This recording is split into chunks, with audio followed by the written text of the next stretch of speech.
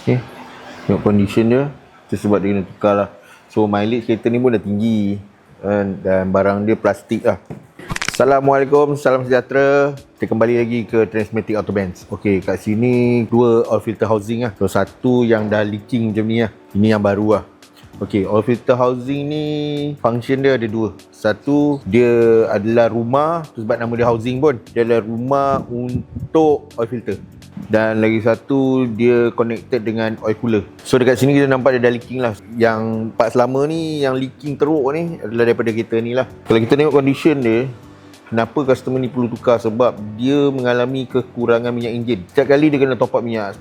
So bila kita check, kita dapati oil filter housing dia dah leaking lah. Very bad lah. Oil filter housing ni dia adalah rumah untuk oil filter, di mana dia adalah satu saluran engine oil lah. Engine oil daripada enjin yang mengalir semua, dia akan masuk ke dalam sini. Dia akan pergi ke oil filter, dia akan patah balik masuk ke dalam enjin. Dari situ dia lalu jugalah dekat oil cooler ni lah untuk sejukkan minyak enjin tu punya temperature lah. Okay, inilah keadaan dia lah.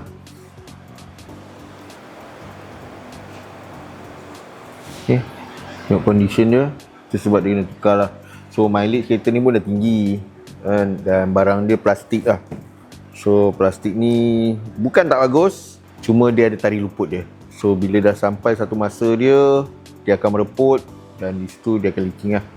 Dan kita akan tukar lah kepada barang yang baru, original, Mercedes-Benz, untuk corrective maintenance kereta ni lah. Okay, itu saja.